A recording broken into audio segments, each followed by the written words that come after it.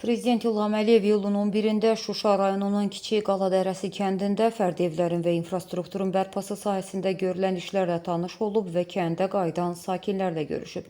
Bir xəbər medianın məlumatına görə Şuşa rayonunda Azərbaycan Prezidentinin xüsusi nümayəndəsi Aydın Kərimov dövlət başçısına kənddə görülmüş işlər barədə məlumat verdi.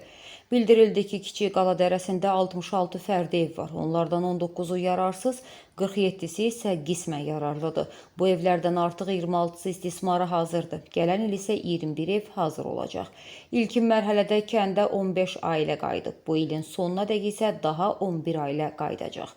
Kənddə sosial infrastrukturun yaradılması istiqamətində bir sıra işlər görülüb. Yeni qaz və su xətləri çəkilib, arteziyan quyusu bərpa edilib və hazırda 26 fərdi ev su şəbəkəsinə qoşulub. Transformator məntəqəsi quraşdırılıb, elektrik hava xətləri bərpa olunub. Sakinlərin istirahəti üçün park və bayraq meydanı salınıb. Kənd daxili yollar asfaltlanıb. Qeyd edək ki, Kiçik Qaladərəsi Şuşa rayonunun Qaladərəsi kəndi inzibati ərazi dairəsinə daxildir və rayon mərkəzindən 40 km cənub-qərbdə yerləşir. Kənd 1992-ci ildə Ermənistan silahlı qüvvələri tərəfindən işğal olunmuşdu. 2023-cü ildə antiterror əməliyyatı nəticəsində kəndin işğalına son qoyulub.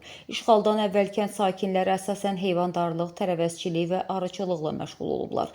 Kənddə orta məktəb, uşaq bağçası, mədəniyyət evi, kitabxana, tibb məntəqəsi və rabitə şöbəsi fəaliyyət göstərirdi.